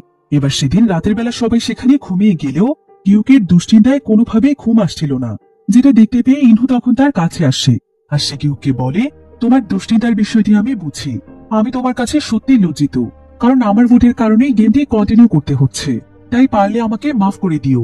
কিন্তু গিহুক তখন বলে এতে কারো কোনো দোষ নেই, বরং দোষ হচ্ছে তাদের যারা কিনা মানুষের পরিস্থিতির সুযোগ নিয়ে এই ধরনের গেম তৈরি করেছে। এরপর গিহুক এবং ইনহু একে অপরের সঙ্গে অনেক গল্প করে। ইনহু এখানে গিহুককে জানায় যে সে অনেক মধ্যবিত্ত পরিবারের একজন সন্তান, তবে তার জীবনে সুখের কোনো অভাব ছিল না। কিন্তু হঠাৎ করেই তার ওয়াইফ অনেক অসুস্থ হয়ে যায়। পরে চেক আপ করে জানা যায় যে তার ওয়াইফের লিভার নষ্ট হয়ে গিয়েছে, এমনকি সে প্রেগনেন্ট। কিন্তু বাচ্চাটিকে রাখতে হলে তার জীবনের অনেক ঝুঁকি রয়েছে, সে মারাও যেতে পারে। কিন্তু তার ওয়াইফ মনে করে যে বাচ্চা নষ্ট করার চাইতে তার মরে যাওয়াটাই ভালো। এখন তার ওয়াইফের লিভার ট্রান্সপ্ল্যান্ট করতে হবে, যেটার জন্য তার অনেক বেশি টাকার প্রয়োজন। আর তার ওয়াইফের ট্রিটমেন্ট করতে করতে তার সমস্ত টাকা শেষ হয়ে গিয়েছে, এমনকি সে একবার তার ক্লায়েন্টের কাছ থেকে অনেক টাকা ধার পেয়েছিল। কিন্তু পরবর্তীতে এই টাকার বিনিময়ে তাকে ঘুষ খাওয়ার মিথ্যে অপবাদ দিয়ে অফিস থেকে বের করে দেওয়া হয়। কিন্তু সে ছিল অনেক সৎ একজন মানুষ, আর তার জন্য এই অপবাদটি ছিল অনেক বেশি লজ্জাজনক। তাই তার জীবনের চারিপাশটাই যেন একদম অন্ধকার হয়ে গিয়েছে। এখন শুধুমাত্র তার জীবনের একটি লক্ষ্য রয়েছে, সেটা হলো এই গেম জিতে টাকা নিয়ে যাওয়া এবং তার ওয়াইফ এবং তার বাচ্চার একটি সুন্দর ভবিষ্যৎ করে দেয়া। তারপর সে মরলেও শান্তি পাবে। একথা শুনে গিহুক অনেক ইমোশনাল হয়ে যায়। সে বুঝতে পারে যে ইনহু আসলে অনেক ভালো মনের একজন মানুষ। তাই তাদের দুজনের মধ্যে এখানে অনেক ভালো বন্ধুত্ব হয়ে যায়। অন্যদিকে স্কুইড গেমের ল্যাবের ভেতর দেখা যায় যে মৃত প্লেয়ারদের শরীরের অর্গান নিয়ে ভরপুর বিজনেস চলছে। কিন্তু বেশিরভাগ প্লেয়ারদের অর্গানই এবার বাদ দিতে হচ্ছিল, কারণ বেশিরভাগ প্লেয়ারদেরকে মাথায় শুট করা হয়েছে, যার ফলে শরীরের অর্গান দ্রুত নষ্ট হয়ে যাচ্ছে। তাছাড়া উপর থেকে সোলজারদেরকে আগেই বলা হয়েছিল যাতে করে কোনোভাবেই প্লেয়ারদেরকে মাথায় শুট করা না হয়, কিন্তু তারপরও নোল তাদের কোনো অর্ডারই মানছিল না। তাই সোলজাররা এই ব্যাপারে অভিযোগ করলে তাদের বস নাম্বার 11 অর্থাৎ নোলকে ডেকে পাঠায়। এরপর বস এখানে নাম্বার 11 কে বলে, আমার সিম্প্যাথিকে তুমি আমার দুর্বলতা ভেবো না। তুমি সাউথ কোরিয়ার একটি হসপিটালে মরতে বসেছিলে, তোমাকে আমি বাঁচিয়ে এনেছি এবং এখানে তোমাকে কাজ দিয়েছি, তোমার উপর দয়া করেছি। তুমি হচ্ছ আমার দেখা এমন একজন মেয়ে যে কিনা একাই নর্থ কোরিয়ার পুরো টিমকে শেষ করে দিয়েছো, এমনকি পুরো টিমকে টক্কর দিয়ে সাউথ কোরিয়ায় পালিয়ে এসেছো। তোমার এই সাহসিকতা আমাকে মুগ্ধ করেছে, তাই তোমাকে আমি স্কুইড গেমে সোলজারের দায়িত্ব দিয়েছি। কিন্তু তোমাদেরকে মানা করার পরও তুমি কেন বারবার প্লেয়ারদের মাথায় শুট করছো? তোমাকে লাস্ট ওয়ার্নিং দিচ্ছি, এরপর থেকে এমন ভুল করলে তোমার খবর আছে। নোল তখন বলে, আমাকে তো পৃথিবীর আবর্জনা পরিষ্কার করার দায়িত্ব দেওয়া হয়েছে, পৃথিবীর সবচাইতে অপদার্থ মানুষদেরকে মারার দায়িত্ব দেওয়া হয়েছে, তাই তাদেরকে মারার সময় আমার কোনো কিছু খেয়াল থাকে না। কিন্তু আসলে নোল চাইছিল যে তারা যেন কোনো অর্গানিক কালেক্ট করতে না পারে। এটা ছিল তার একটি জেদ, কারণ সে এই ধরনের নোংরা কাজ শুধুমাত্র সাউথ কোরিয়াতে সার্ভাইভ করার জন্যই করছে। অন্যদিকে আমরা মিয়ঙ্গি নামক সেই ছেলেকে দেখতে পাই যাকে থানোস এবং তার সঙ্গীরা মিলে মেরেছে। তবে ঠিক তেমন সময় তার কাছে জুনহি নামক একজন প্লেয়ার আসলে মিয়ঙ্গি তাকে দেখে একদম চমকে ওঠে, কারণ এই জুনহি ছিল তারই গার্লফ্রেন্ড, আর সে এখন 8 মাসের প্রেগনেন্ট। আসলে কয়েক মাস আগে মিয়ঙ্গি যখন অনেক বিপদের মধ্যে ছিল তখনই তার গার্লফ্রেন্ডের পেটে বাচ্চা চলে আসে। তাই টাকার দুশ্চিন্তায় মিয়ঙ্গি তাকে অ্যাবর্শন করে ফেলতে বলেছিল, আর এই বিষয়টি নিয়ে তাদের মধ্যে ঝামেলা শুরু হয়ে যায়। এরপর জুনহি মিয়ঙ্গিকে অনেকবার ফোন দিলেও মিয়ঙ্গি তার ফোন রিসিভ করে না, তাই জুনহি তার সঙ্গে যোগাযোগ একদম বাদ দিয়ে দেয়। আর এখন সে 8 মাসে প্রেগনেন্ট হয়ে এখানে এসেছে। এতে মিয়ঙ্গি তার উপর অনেক রেগে যায় আর বলে যে সে কেন অ্যাবর্শন করেনি, আর বাচ্চাটি যদি রাখতেই হয় তাহলে সে তার সঙ্গে যোগাযোগ কেন বন্ধ করে দিয়েছে। এমনকি মিয়ঙ্গি তার কাছে ক্ষমাও চায়। সে জানায় যে সে অনেক ভয় পেয়ে গিয়েছিল, তাই সে সেদিন তার ফোন ধরতে পারেনি। কিন্তু তাই বলে এই নয় যে সে তাকে ভালোবাসে না, সে তাকে অনেক ভালোবাসে। আর সে যদি জুনহিকে নিয়ে এখান থেকে ফিরে যেতে পারে তবে জুনহি এবং তার সন্তানের সঙ্গে সে নতুন জীবন শুরু করবে। কিন্তু জুনহি তাকে পরিষ্কারভাবে জানিয়ে দেয় যে এই গেম জেতার পর সে নিজেই তার বাচ্চার খরচ বহন করতে পারবে। তার মতো স্বার্থপরের সঙ্গে সে নিজেকে আর জড়াতে চায় না। এখানে জুনহি এবং মিয়ঙ্গিলের সমস্ত বিষয়টি থানোস দেখতে পায়। থানোস আসলে ছিল অনেক ফানি এবং বিরক্তিকর একজন মানুষ। সে সবসময় নিজেকে গ্যাংস্টার এবং লিডার মনে করে। তাছাড়া সাইকোর মতোই মৃত্যুর খেলাকেও তার কাছে অনেক আনন্দের মনে হয়। থানোসদের সঙ্গে আবার সেমি নামক একটি মেয়ে ছিল। এই মেয়েটি ছিল অনেক ভালো মনের একজন মানুষ, কিন্তু সে শুধুমাত্র গেমটিতে টিকে থাকার জন্য থানোসদের সঙ্গে মিলে রয়েছে। থানোস এবং তার সঙ্গে এখানে ডেভিড নামক একটি ছেলেকে অনেক গুলি করত, আর ছেলেটি খুবই সহজ সরল এবং দুর্বল হওয়ায় তাকে তাদের সমস্ত কথাই মানতে হতো। কিন্তু সেমি তাকে কৌশলে নিজের ভাইয়ের মতো করে তাদের কাছ থেকে আগলে রাখত। এবার কিছুক্ষণের মধ্যে সমস্ত প্লেয়ারদেরকে প্লেগ্রাউন্ডে ডাকা হয়, কারণ সেকেন্ড রাউন্ড স্টার্ট হতে যাচ্ছে। কিন্তু সবাই সেখানে গিয়ে দেখতে পায় যে এবার সেকেন্ড রাউন্ডে ডালগোনা গেম রাখা হয়নি, বরং রাখা হয়েছে ভিন্ন কিছু গেম, যেটা দেখে অনেকেই গিহুককে গালাগাল দিতে থাকে। ডালগোনা গেম না থাকায় তারা গিহুককে মিথ্যেবাদী বলে চলে যায়। এবার প্রত্যেকটি প্লেয়ারকে 10 মিনিট করে সময় দেয়া হয়, আর এই 10 মিনিটের মধ্যে তাদেরকে 5 জনের একটি করে টিম বানাতে হবে। তাই সবাই যত দ্রুত সম্ভব 5 জনের একটি করে টিম বানিয়ে ফেলে। এরপর তাদেরকে সেকেন্ড রাউন্ডের গেম সম্পর্কে জানানো হয়, যেখানে প্রত্যেকটি টিমের 5 জনকে একসঙ্গে 5টি গেম কমপ্লিট করতে হবে। আর এই 5টি গেম হচ্ছে তাকচে, ফ্লাইং স্টোন, ধাপা বা গুটি খেলা, লাটিম ঘোরানো এবং সর্বশেষ গেমটির নাম হচ্ছে জেগি, যেখানে একটি টার্সেলকে একটানা 5 বার পা দিয়ে কিক করতে হবে। কিন্তু তার আগে যদি টার্সেলটি মাটিতে পড়ে যায় তাহলে সে টিম সেখানেই হেরে যাবে। আর খেলাটি খেলার সময় 5 জনের পা একসঙ্গে বাঁধা অবস্থায় থাকবে এবং টিমের প্রত্যেকটি প্লেয়ারই 5টি খেলার মধ্যে একটি করে খেলা খেলতে পারবে। অর্থাৎ টিমের সবাই চাইলেও অন্য প্লেয়ারকে হেল্প করতে পারবে না, প্রত্যেককেই তাদের নিজের বাছাইকৃত টাস্ক কমপ্লিট করতে হবে। এবার শুরুতে দুটো টিমের মধ্যে খেলা শুরু হয়ে যায়, আর এই পুরো খেলাটি কমপ্লিট করার জন্য তাদেরকে 5 মিনিট সময় দেওয়া হয়। কোন টিম যদি 5 মিনিটের মধ্যে পুরো খেলাটি সম্পূর্ণ না করতে পারে তাহলে তাদের মৃত্যু নিশ্চিত। এবারে দুটো টিমের মধ্যে দেখা যায় একটি টিম এক এক করে সমস্ত খেলাগুলো কমপ্লিট করে ফেলে, এমনকি এখন তাদের হাতে অনেক সময় রয়েছে। কিন্তু তারা 4টি খেলা কমপ্লিট করলেও শেষ খেলাটিতেই তাদের সময় শেষ হয়ে যায়। ফলে সকলের সামনে তাদেরকে নির্মমভাবে মেরে ফেলা হয়। আর তাদেরকে দেখে ভয় পেয়ে অন্য টিমটিও খেলতে পারে না। এরপর দেখা যায় কোন টিম ফ্লাইং স্টোন খেলতে খেলতে সময় শেষ করে দিচ্ছে, আবার কোন টিম ধাপ্পা খেলায় 5টি গুটি একসঙ্গে ধরতে পারছে না। এমনকি অনেকেই তো জেগে খেলায় টার্সেলটি মাটিতে ফেলে দিচ্ছে। এভাবে এক এক করে বেশিরভাগ টিমই এলিমিনেট হয়ে যায়। শুধুমাত্র মিয়ঙ্গিল, থানোস, ইয়ংসিক এবং তার মায়ের পুরো টিমটি জিততে পারে। আর সবার শেষে খেলতে আসে গিহুকদের টিম। তাদের সাথে মোকাবেলার জন্য আরো একটি টিম তাদের সামনেই ছিল। তো দুটো টিমই এখানে চিৎকার করে বলে যে আমরা সবাই মিলে জিতে এখান থেকে যাব। এরপর দুটো টিমের মধ্যে গেম শুরু হয়। মিয়ঙ্গের গার্লফ্রেন্ড জুনহিও তাদের সঙ্গে ছিল, এমনকি তাদের সঙ্গে কাংতেহো নামক একটি ছেলেও ছিল। তো জুনহি এখানে প্রথম চান্সে তাকচি খেলাটি কমপ্লিট করে ফেলে, এমনকি জম্বেও এখানে ফ্লাইস্টোন খেলাটি মুহূর্তের মধ্যেই কমপ্লিট করে ফেলে। এরপর কাংতেহোর ছিল গুটি খেলার পালা। কাংতেহো তার বোনদের সঙ্গে অনেক গুটি খেলতো, তাই সেও খুব সহজেই গুটি খেলা জিতে যায়। আর পরের খেলাটি ছিল লাটিম ঘোরানো, যেটার কমপ্লিটের দায়িত্ব ছিল ইনহুর। কিন্তু ইনহু এখানে বারবার চেষ্টা করেও লাটিম ঘোরাতে পারছিল না, এমনকি একবার তো তার লাটিমটি অনেক দূরে গিয়ে পড়ে। আর যেহেতু তাদের পা একসঙ্গে বাঁধা রয়েছে, তাই সেই লাটিমটিকে আনতে গিয়ে তাদের অনেক সময় নষ্ট হয়ে যায়। এরপর ইনহু আবার চেষ্টা করলেও আবার ব্যর্থ হয়। তাদের হাতে এখন সময় অনেক কম ছিল, তাই ইনহু আবারও ব্যর্থ হলে সে প্রচন্ড রাগে নিজেকেই মারতে থাকে। কিন্তু গিহুক তাকে শান্ত হতে বলে এবং মনোযোগ দিয়ে আর একটিবার ট্রাই করে দেখতে বলে। আর সৌভাগ্যবশত এবার সে লাটিমটি ঘোরাতে পারে। এতে যেন পুরো টিমের সবাই খুশিতে একদম কেঁদেই ফেলছিল। তবে এখন একটি টাস্ক বাকি রয়েছে, যেটা করবে গিহুক। তো গিহুক এবার টার্সেলটিকে এক এক করে 4বার কিক করে ফেলে, কিন্তু পঞ্চমবারের সময় টার্সেলটি পড়েই যাচ্ছিল। তবে সময় মতো ইনহু কোনো মতে তাদের পা এগিয়ে দেয়, যার ফলে তাদের টিম গেমটি জিতে যায়। কিন্তু তাদের বিপরীত টিমটি হেরে যাওয়ার কারণে তাদেরকে মেরে ফেলা হয়। এবার জিতে যাওয়া প্লেয়াররা যখন তাদের মেইন রুমে ছিল, তখন সোলজাররা এসে সেকেন্ড গেমের রেজাল্ট দেখায়, যেখানে সবাই জানতে পারে যে আজকে 110 জন মানুষ মারা গিয়েছে, যার ফলে প্রাইজ মানি ছিল আজকে 20.1 বিলিয়ন ওয়ান। এখন এখানে বেঁচে আছে প্রায় 255 জন প্লেয়ার। তাই তারা যদি এখন গেমটি কুইট করতে চায়, তাহলে প্রত্যেকে 78 মিলিয়ন ওয়ান নিয়ে বাড়িতে ফিরতে পারবে। যদিও প্রত্যেকের জন্যই টাকার পরিমাণ অনেক বেশি ছিল, কিন্তু অনেকেই এখন টাকার অনেক লোভে পড়ে গিয়েছে। তাই তারা বারবার বলছিল যে এত কম টাকা নিয়ে তারা বাড়িতে ফিরবে না।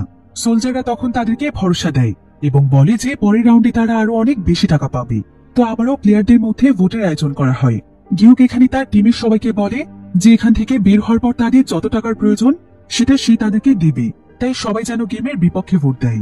যদিও গিহুকের মতো সবাই বিপক্ষেই ভোট দিয়েছিল, কিন্তু গিহুকের বন্ধু জুম্বে ভোট দেয় গেমের পক্ষে, কারণ তার সত্যি সত্যি অনেক টাকার প্রয়োজন ছিল। তবে গেমের পক্ষে ভোট দিয়ে সে নিজেও অনেক লজ্জিত ছিল। অন্যদিকে ইয়ংসিকে এখানে তার মা বলে যে সে যেন গেমের বিপক্ষেই ভোট দেয়, কারণ তাদের মা ছেলের মিলে অনেক টাকাই হয়ে গিয়েছে, তার এই টাকা দিয়ে ঋণ পরিশোধ করতে পারবে। আর বাকি জীবনটা না হয় তার মায় তাকে কাজ করে খাওয়াবে, তারপরে এই মৃত্যুর খেলা ছেড়ে তাদেরকে যেতে হবে। কিন্তু আসলে ইয়ংসিকের মা জানতোই না যে তার ছেলের উপর আসলে কত টাকার ঋণ রয়েছে। এইটুকু টাকা দিয়ে তার ঋণ কোনোভাবেই শোধ হবে না। তাই ইয়ংসিকো এখানে মায়ের কথা না শুনে গেমের পক্ষে ভোট দেয়। আর এভাবে করে দেখা যায় যে বেশিরভাগ ভোট পড়ে গেমের পক্ষে, তাই গেম কন্টিনিউ রাখা হয়। এবার সেদিন রাতের বেলা ঘুমোতে যাওয়ার আগে গিহুক তাদের সবাইকে জানিয়ে দেয় যে সবাই যেন রাতে সাবধান থাকে, কারণ এখন গেম এমন এক পরিস্থিতিতে এসেছে যেখানে যে কোনো টিম যে কোনো সময় আরেক টিমের উপর হামলা করতে পারে। কারণ এখন যত বেশি মানুষ মরবে তত বেশি টাকা বাড়বে।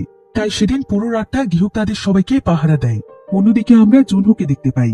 জুনহু এবার স্কুইড গেমের প্লেসটি খোঁজার জন্য অনেক দক্ষ কিছু মানুষকে নিয়ে দুটো টিম তৈরি করেছে। আর দুটো টিমে এখন দুটো জাহাজ নিয়ে দুই দিকে যাচ্ছে। অন্যদিকে স্কুইড গেমের থার্ড রাউন্ডের জন্য সবাইকে একটি প্লেগ্রাউন্ডে নিয়ে আসা হয়, যেখানকার চারিপাশে ছোট ছোট অনেকগুলো রুম ছিল। আর এই গেমটির নাম ছিল মিঙ্গেল, যেখানে তাদের সবাইকে একসঙ্গে একটি স্টেজের মতো জায়গাতে দাঁড়িয়ে যেতে হবে। এরপর সঙ্গে সঙ্গে একটি মিউজিক বাজতে বাজতে স্টেজটি কয়েকবার ঘুরবে, আর মিউজিক থামার সঙ্গে সঙ্গে স্টেজটিও থেমে যাবে এবং তখনই স্পিকারে যে কোনো একটি নাম্বার বলা হবে আর শুরু হয়ে যাবে 30 সেকেন্ডের কাউন্টডাউন। তো প্রতিবারই স্পিকারে যে নাম্বারটি বলা হবে তখন 30 সেকেন্ডের মধ্যে প্রত্যেকটি প্লেয়ারকে সেই সংখ্যা অনুযায়ী টিম বানাতে হবে এবং টাইম শেষ হওয়ার আগে যে কোনো একটি রুমের মধ্যে ঢুকে যেতে হবে। তবে যারা এই কাজটি করতে ব্যর্থ হবে এবং বাইরে থেকে যাবে তাদেরকে সেখানেই মরতে হবে। কিন্তু কোনোভাবে যদি মানুষ রুমের মধ্যে নাম্বারের কম বা বেশি ঢুকে যায় তাহলে সেই রুমে সবাইকে মরতে হবে। এবার শুরু হয় প্রথম রাউন্ড। আর এখানে যখন মিউজিক বাজছিল তখন যেখানে সবাই ভয়ে একদম অস্থির হয়ে যাচ্ছিল, ধানুষ সেখানে তার একজন টিম মেম্বারকে নিয়ে গানে তালে তালে ডান্স করছিল। তো এবার কিছুক্ষণের মধ্যে মিউজিক থেমে টাইম স্টার্ট হয়। নাম্বার বলা হয় 10। সবাই এতে ভয়ে একদম অস্থির হয়ে পড়ে। আর তারা যে যেভাবে পারছিল 10 জনের একটি গ্রুপ তৈরি করে সেই রুমগুলোর মধ্যে ঢুকতে থাকে। কিন্তু দুর্ভাগ্যবশত যারা টিম বানাতে ব্যর্থ হয় এবং যারা সময় মতো রুমের মধ্যে ঢুকতে পারে না তাদের প্রত্যেককে নির্মমভাবে গুলি করে মেরে ফেলা হয়। এরপর মৃত প্লেয়ারদের লাশগুলো সরানোর পর শুরু হয়ে যায় সেকেন্ড রাউন্ড। আর সেকেন্ড রাউন্ডে বলা হয় নাম্বার 4। তখন সবাই যে যার মতো 4 জন করে টিম তৈরি করে আবারও নিজেদের কাছে থাকা রুমগুলোতেই ঢুকতে থাকে। তবে এই রাউন্ডেও অনেক প্লেয়ার মারা যায়। এখানে আবার 3 জন প্লেয়ার একটি রুমে লুকিয়েছিল। তারা ভাবছিল এটা কেউ বুঝতে পারবে না, কিন্তু তৎক্ষণাৎ সেখানে সোলজার এসে তাদেরকেও মেরে ফেলে। তো এবার থার্ড রাউন্ডে বলা হয় 3। তাই সবাই নিজেদের গ্রুপ ভেঙে দিয়ে 3 জন করে গ্রুপ বানাতে থাকে। যেখানে থানোসের টিমে ছিল 4 জন, তাই থানোস সবাইকে রক পেপার সিজার্স খেলতে বলছিল। এতে করে যে 3 জন জিতবে সেই 3 জনই গ্রুপ হয়ে রুমে ঢুকবে। কিন্তু এখানে সেমি নামক যে মেয়েটি ছিল সে এখানে ডেভিডকে সাহায্যের জন্য তার দিকে তার হাত বাড়িয়ে দেয়। কিন্তু ডেভিড এখানে নিজে বাঁচার জন্য তাকে সিজার্স দেখিয়ে দেয়, যার ফলে সেমিকে রেখে থানোস 3 জনকে নিয়ে চলে যায়। সেমি এতে অনেক কষ্ট পেয়েছিল। আবার অন্যদিকে ইয়ংসিক যখন তার মায়ের সঙ্গে একটি টিম খুঁজছিল তখন 2 জন প্লেয়ার এসে তাকে টেনে নিয়ে যাচ্ছিল। যদিও সে তার মাকে ছেড়ে কোথাও যেতে চাইছিল না, কিন্তু যখন মাত্র 5 সেকেন্ড সময় বাকি ছিল তখন সে তার মাকে রেখে চলে যায়। কিন্তু ঠিক এমন সময় গিহুক এবং ইনহু এসে তার মাকে নিয়ে একটি রুমে ঢুকে পড়ে। তবে এতে করে ইয়ংসিকের মা একদমই কষ্ট পায়নি। যখন পরের রাউন্ডের জন্য সবাই বাইরে আসে তখন তার মা তার ছেলেকে জড়িয়ে ধরে। তার ছেলেও তার মায়ের সামনে লজ্জায় মুখ দেখাতে পারছিল না, কিন্তু তার মা তো এতেই খুশি ছিল যে তার ছেলে বেঁচে আছে। অন্যদিকে ডেভিড যখন সেমিকে জীবিত দেখতে পায় তখন সেও অনেক খুশি হয়ে যায়, কিন্তু সে লজ্জায় আর তার সামনে যেতে পারে না। আসলে এই মিঙ্গেল গেমটি ছিল আমাদের সমাজের বাস্তব এক চিত্র, যেখানে মৃত্যুর সামনে আসলে আপন মানুষগুলো পর হয়ে যায়। এবার শুরু হয় মিঙ্গেল গেমের ফাইনাল রাউন্ড। এখানে নাম্বার বলা হয় 2। তাই সবাই তখন 2 জনের গ্রুপ তৈরি করে রুমে ঢুকতে থাকে। কিন্তু এবার প্রচুর পরিমাণে রুমের দরকার ছিল, তাই অনেক মানুষই রুম ফাঁকা পায় না। এদিকে জম্বি এবং ইনহু যখন একটি রুমে ঢুকেছিল তখন সেখানে আরো একজন ব্যক্তি চলে আসে। ইনহু তাকে চলে যেতে বললেও সে সেখান থেকে যায় না। তাই ইনহু সেখানে 30 সেকেন্ড শেষ হওয়ার আগে তাকেই মেরে ফেলে, যার ফলে তারা বেঁচে গেলেও জম্বি তার এই রূপ দেখে অনেক ভয় পেয়ে যায়। এখন মিঙ্গেল গেম শেষ হওয়ার পর দেখা যায় আজকের গেমে মারা গিয়েছে 155 জন প্লেয়ার, জীবিত থাকে মাত্র 100 জন প্লেয়ার, যার ফলে টাকার পরিমাণও অনেক বেড়ে যায়। এরপর আবারও তাদের মধ্যে ভোট শুরু হয়ে যায়। তবে এবার আর গেমের পক্ষে বেশি ভোট থাকে না, বরং 2 পক্ষের ভোটের মধ্যে টাই হয়ে যায়। কারণ এত মৃত দেখার পর অনেকেই এখন গেমের বিপক্ষে।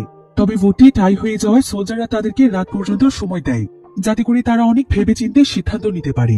তবে এখানে দুটো টিমের মধ্যে ভোট নিয়ে তর্কাতর্কি শুরু হয়ে যায়, এমনকি 2 পক্ষের মধ্যে ফাইট শুরু হয়ে যায়। যদিও ফাইটটি কিছু সময়ের জন্য থামে। এবার প্রতিদিনের মতোই তাদেরকে রাতের খাবার দেয়া হয়। তবে গিহুকে একটি জিনিস দেখে অনেক ভয় পেয়ে যায়, কারণ আজকে খাবার খাওয়ার জন্য তাদেরকে একটি কাঁটা চামচ দেওয়া হয়েছে, যেটা অনেক বেশি ধারালো ছিল।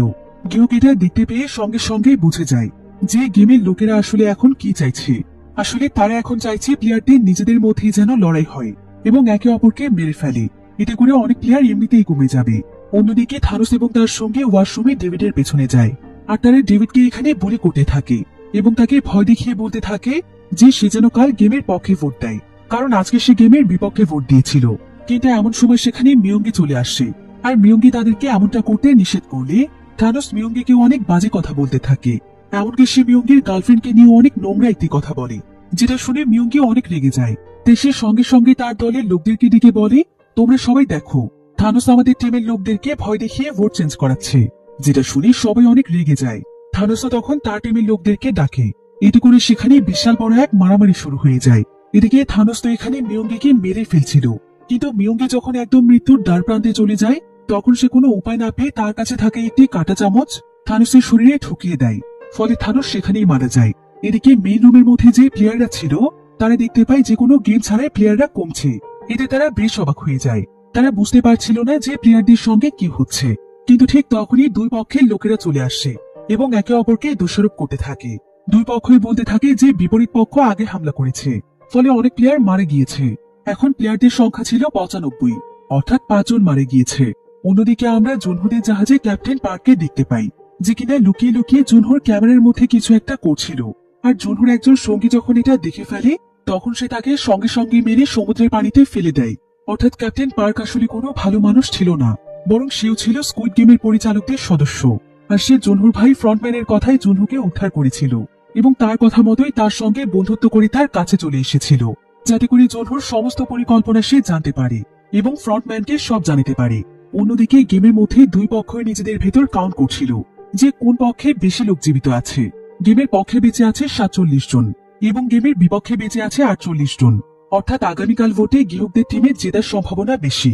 এবার সেখানে 30 মিনিটের মধ্যে লাইট বন্ধের ওয়ার্নিং দেওয়া হয়। গিহুক তখন তার টিমের লোকদেরকে কাছে ডেকে বলে, আমাদের টিমের সংখ্যা বেশি হলেও খুশি হওয়ার কিছুই নেই, বরং এটাই আমাদের জন্য আজ রাতে কাল হয়ে দাঁড়াতে পারে। কারণ আমাদেরকে হারানোর জন্য গেমের পক্ষের টিমরা আমাদের মধ্যে কাউকে না কাউকে মেরে ফেলতে চাইবে। এমনকি তারা বেশি টাকা পাওয়ার জন্য হয়তো অনেক মানুষকে মেরে ফেলবে। তাই সবাই একদম সাবধানে থাকবে এবং আজকের রাতটা কেউ ঘুমোবে না। গিহুক আবার আজকের রাতের ফাইটের সুযোগটি নিয়ে দুর্দান্ত একটি প্ল্যান তৈরি করে ফেলে। সেটা হলো সোলজাররা যখন এখানে ফাইট থামাতে আসবে তখন সেই সুযোগে তারা সোলজারদের কাছ থেকে তাদের অস্ত্র ছিনিয়ে নেবে এবং তাদেরকে হোস্টেজ বানিয়ে তাদের কন্ট্রোল রুম পর্যন্ত যাবে আর এই গেমের লিডার ফ্রন্টম্যানকে ধরবে। ইনহো তার সঙ্গে এই মিশনে যেতে চায়, তাই গিহুক তখন তার টিমের সবাইকে সেভ রাখার জন্য লাইট বন্ধ হওয়ার সঙ্গে সঙ্গে বেডের নিচে লুকিয়ে থাকে। এরপর মাঝরাতে দেখা যায় যে গেমের পক্ষে টিমরা এসে সত্যি সত্যি তাদের উপর হামলা করে। এতে দুই গ্রুপের মধ্যে ভয়ানক ফাইট শুরু হয়ে যায় আর যে যেভাবে পারছিল প্লেয়ারদেরকে হত্যা করছিল। এখানে দেখতে দেখতে অনেক প্লেয়ার মারা যায়, যার ফলে গেমের বস তখন সোলজারদেরকে বলে এখন গিয়ে ফাইট থামিয়ে দিতে, তা না হলে সবাই মারা গেলে গেমও বন্ধ হয়ে যাবে। তো এবার সোলজাররা যখন সেখানে গিয়ে লাশগুলোকে চেক করতে যায় তখন সেখানে গিহুক এবং তার টিমও লাশের অভিনয় করছিল। তাই সোলজাররা তাদের কাছে যাওয়ার সঙ্গে সঙ্গে তারই সোলজারদের উপর হামলা করে দেয়। এতে করে বাকি সোলজাররা তাদেরকে শুট করতে শুরু করে, কিন্তু তারাও তখন শুট করে অনেক সোলজারকে মেরে ফেলে, যেটা দেখে তাদের বস বেঁচে যাওয়া সোলজারদেরকে ফিরে আসতে বলে। তো সেখান থেকে কয়েকজন ফিরে যেতে পারলেও একজন ধরা পড়ে যায় আর গিহুক সবাইকে সেই সোলজারকে মারতে নিষেধ করে, কারণ তার মাধ্যমেই তারা স্কুইড গেমের কন্ট্রোল রুম পর্যন্ত যেতে পারবে।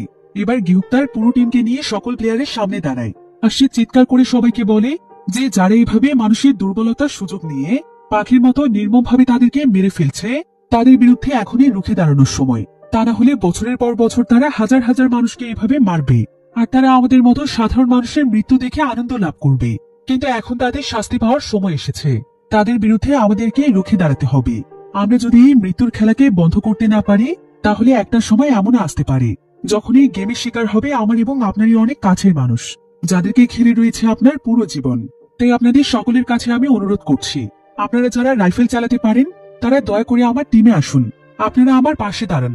আমরা এক হলেই পুরো পৃথিবীর সামনে গেমের মুখোশ খুলে ফেলতে পারবো আর তাদেরকে তাদের প্রাপ্য শাস্তি দিতে পারবো।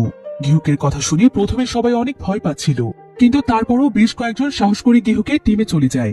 তারাও এই গেমের বিরুদ্ধে রুখে দাঁড়াতে চায়। যদিও মিয়ঙ্গিও তাদের সঙ্গে যেতে চাইছিল, কিন্তু জুনহি তার বাচ্চার দোহাই দিয়ে তাকে যেতে নিষেধ করে, কারণ সে জানতো যে স্কুইড গেমের বিরুদ্ধে লড়াটা সহজ নয়।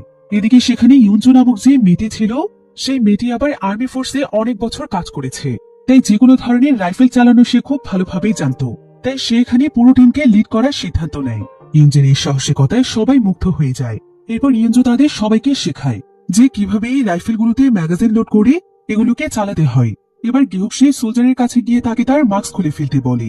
এরপর সে তার দিকে বন্দুক তাক করে তাকে নির্দেশ দেয় যাতে করে সে তাদেরকে স্কুইড গেমের কন্ট্রোল রুমের দিকে নিয়ে যায়। এবার যখন সেই সোলজার তাদেরকে কন্ট্রোল রুমের দিকে নিয়ে যাচ্ছিল তখন গেমের বস এখানে সবকিছু দেখছিল, তাই সে তার অনেক সোলজারকে তাদেরকে শুট করার জন্য পাঠিয়ে দেয়। এতে করে তাদের সবার মধ্যে প্রচন্ড রকমের গোলাগুলি শুরু হয়। প্লেয়াররা ভয় পেয়ে একটি দেয়ালের পেছনে লুকিয়ে থাকে। যদিও প্লেয়ারের মধ্যে কেউই তেমন ভালো শুট করতে পারে না, কিন্তু ইউনজোর টার্গেট ছিল খুবই ভালো। সে টার্গেট করে প্রত্যেকটি সোলজারকে মারতে পারছিল, এমনকি ইনহো এখানে অনেক সোলজারদেরকে মারছিল। তবে সোলজারের সংখ্যা এতে কিছুতেই কমছিল না, একের পর এক সোলজার সেখানে আসছিল। অন্যদিকে গিহুক সেই সোলজারকে নিয়ে কন্ট্রোল রুমের কাছে যায়। সোলজার তখন গিহুককে তার মাস্কটি দিয়ে বলে যে মাস্কটি দিয়ে স্ক্যান করলে সে সেখানে পৌঁছতে পারবে আর তার এই এরিয়া থেকে এক পাও সামনে যাওয়ার অনুমতি নেই। এবার গিহুক এখানে ইনহুকে এই দিকটি সামলাতে বলে আর সে তার ছোটবেলার বন্ধু জম্বিকে নিয়ে চলে যায় কন্ট্রোল রুমের দিকে। এরপর গিহুক তার বন্ধুকে নিয়ে কন্ট্রোল রুমের একদম কাছে চলে যায় আর তারা মাস্কটির মাধ্যমে স্ক্যান করে ভেতরে প্রবেশ করে, যেটা দেখে বস তখন কন্ট্রোল রুমের সিঁড়িতে অনেকগুলো সোলজারকে পাঠিয়ে দেয়। এতে করে গিহুক এবং সেই সোলজারদের মধ্যে প্রচুর পরিমাণে গোলাগুলি হচ্ছিল। এতগুলো সোলজারের সঙ্গে তারা দুজন পেরে উঠছিল না, তারপরও তারা নিজেদের সাধ্যমতো চেষ্টা চালিয়ে যাচ্ছিল। এদিকে ইউনজো অনেকগুলো মৃত সোলজারদের পকেটে ম্যাগাজিন খুঁজে পেয়েছিল, সেগুলো দিয়ে তারা প্রায় অনেক সময় ধরে লড়াই চালিয়ে যায়, কিন্তু এক পর্যায়ে তাদের সমস্ত ম্যাগাজিনই শেষ হয়ে যায়। তাই কান্তে হয়ে এখানে তাদের সবাইকে বলে যে সে মেন রুমে থাকা সোলজারদের পকেট থেকে ম্যাগাজিন এক্ষুনি নিয়ে আসছে। এই বলে সে দৌড়ে মেন রুমে চলে যায় আর সোলজারদের পকেট থেকে ম্যাগাজিন কালেক্ট করতে থাকে। এখানে অনেক প্লেয়াররা তাকে ম্যাগাজিন বের করতে সাহায্য করে, কিন্তু যখনই কান্তেহ ম্যাগাজিনগুলো নিয়ে উপরের দিকে আসছিল তখনই সে প্রচন্ড গোলাগুলি এবং চিৎকারের আওয়াজ শুনতে পায়। এতে সে অনেক বেশি ভয় পেয়ে যায়। ভয় তার হাত পা একদম কাঁপছিল, তাই সে মেন রুমে ফিরে এসে বাকি প্লেয়ারদের সঙ্গেই থেকে যায়। অন্যদিকে ইউনজো এবং তার পুরো টিমই তো ম্যাগাজিনের জন্য অপেক্ষা করছিল, কিন্তু অনেক সময় পার হয়ে যাওয়ার পরও কাংতেহ না আসলে প্লেয়াররা অনেক বড় বিপদে পড়ে যায়, কারণ তাদের কাছে অনেক কম বুলেট রয়েছে। এবার ইনহো কোনো মতে দুজন প্লেয়ারকে নিয়ে গিহুকের কাছে পৌঁছে যায়, যাতে করে তারা তাকে ব্যাকআপ দিতে পারে। কিন্তু গিহুক তাকে বলে যে এই জায়গাতে সে এবং জংবেই যথেষ্ট, তাই ইনহো যেন বাকি দুজনকে নিয়ে কন্ট্রোল রুমের পেছনের দিকটায় চলে যায়। এভাবে দুদিক থেকে হামলা করলে তারাই জিতবে। এরপর গিহুক ইনহোকে তার কাছে থাকা শেষ ম্যাগাজিনটি দিয়ে দেয় আর বলে যে যেভাবেই হোক তাকে বেঁচে থাকতে হবে। ইনহো তখন তাকে ভরসা দিয়ে চলে যায়। তবে ইনহো যখন দুজন প্লেয়ারকে নিয়ে কন্ট্রোল রুমের পেছনের দিকে আসে, তখন সে নিজের হাতে সেই দুজন প্লেয়ারকে মেরে ফেলে। আর এখানে আমাদের কাছে সমস্ত কিছু পরিষ্কার হয়ে যায় যে ইনহো আসলে ফ্রন্টম্যানের মতো দেখতে হয়, কারণ হচ্ছে সে নিজেই আসলে ছিল ফ্রন্টম্যান। আর সে গিহুকের প্ল্যানের ব্যাপারে জানার জন্যই তার সঙ্গে খেলায় যুক্ত হয়েছিল। এবার ওয়াকি টকির মাধ্যমে সে গিহুককে জানায় যে তারা হেরে গিয়েছে, তাদের সমস্ত পরিকল্পনা শেষ। এই বলে ইনহো তার ওয়াকি টকিটি সেখানে গোংরাতে থাকা একজন প্লেয়ারের মুখের কাছে ধরে, যাতে করে গিহুক বুঝতে পারে যে এটা সে। এরপর সে সেখানে আরো একটি শুট করে দেয়। আর এই শুটের আওয়াজ শুনে গিহুক মনে করে যে ইনহোকে হয়তো গার্ডরা মেরে ফেলেছে। ফলে গিহুক প্রচন্ড কষ্ট পায়, কারণ সে ইনহোকে নিজের বন্ধুর মতোই অনেক বিশ্বাস করত। এবার ইনহো ফ্রন্টম্যানের রূপে এসে গার্ডদেরকে অর্ডার দেয় যাতে করে সমস্ত প্লেয়ারদেরকে তারা ঘেরাও করে ফেলে। গার্ডরা এতে চারিদিক থেকে প্লেয়ারদেরকে গুলি করে। আর প্লেয়ারদের কাছে এখন কোনো ম্যাগাজিন না থাকায় এতে অনেকে সেখানেই মারা যায়। আর অনেকে স্কুইড গেমের কাছে আত্মসমর্পণ না করে নিজের বিবেক এবং আত্মসম্মান বাঁচিয়ে রাখতে নিজেকে মেরে ফেলে। এদিকে বেশ কয়েকজন আত্মসমর্পণ করলেও অন্যদিকে গিহুক এবং জংবে আপ্রাণ চেষ্টা করছিল তাদের সঙ্গে লড়াই চালিয়ে যাওয়ার, কিন্তু মুহূর্তের মধ্যেই তাদের সমস্ত ম্যাগাজিন শেষ হয়ে যায়। তাই তাদেরকেও এখানে বাধ্য হয়ে আত্মসমর্পণ করতে হয়। আর ঠিক তখনই তাদের দুজনের সামনে চলে আসে ফ্রন্টম্যান, যে কিনা আগের মতোই মুখোশ পরা অবস্থাতে ছিল। এবার ফ্রন্টম্যান এখানে গিহুককে বলে, কি প্লেয়ার নাম্বার 456, সকলের হিরো শাস্তি পেরে কেমন লেগেছে? নিশ্চয়ই অনেক আনন্দ হয়েছে। এখন তোমাকে আমি দেখাবো যে হিরো সাজার মজা আসলে কতটুকু। এই বলে ফ্রন্টম্যান গিহুকের চোখের সামনে তার প্রিয় বন্ধুকে শুট করে মেরে ফেলে, কিন্তু গিহুককে সে বাঁচিয়ে রাখে, কারণ সেও দেখতে চায় যে গিহুক কোন পর্যায়ে যেতে পারে। তবে বন্ধুর এমন মৃত্যু গিহুক মানতেই পারছিল না। সে এখানে ফ্রন্টম্যানকে মারার জন্য এগিয়ে যায়, তবে গার্ডরা এখানে তাকে চেপে ধরে রাখে। আর এখানে স্কুইড গেমের সিজন 2 শেষ হয়ে যায়। এখন স্কুইড গেমের সিজন 2 এর এন্ডিং দেখার পর অনেকের কাছে এই সিরিজের এন্ডিং ভালো লাগেনি। তবে তাদের উদ্দেশ্যে বলতে চাই যে সিজন এখনো শেষ হয়ে যায়নি, বরং এটা তো ছিল স্কুইড গেমের ট্রেলার মাত্র। এর আসল খেলা তো হতে চলেছে স্কুইড গেমের সিজন 3 তে, যেটা কিনা এই বছরের জুলাই মাসে রিলিজ পেতে চলেছে। আর সিজন 3 তে আমরা স্কুইড গেমের ফাইনাল রাউন্ড দেখতে পারবো, যেটা হয়তো আরো অনেক বেশি ইন্টারেস্টিং এবং থ্রিলিং হতে চলেছে। আমি তো সিজন 3 দেখার জন্য অনেক বেশি এক্সাইটেড। আর আপনারাও যদি আমার মতো স্কুইড গেমের সিজন 3 নিয়ে অনেক এক্সাইটেড হয়ে থাকেন, তাহলে আমাকে কমেন্ট করে জানাতে ভুলবেন না। তো আজকের ভিডিও এ পর্যন্তই। দেখা হবে পরবর্তী নতুন কোনো ভিডিওতে। সে পর্যন্ত সবাই ভালো থাকুন, সুস্থ থাকুন। আল্লাহ হাফিজ।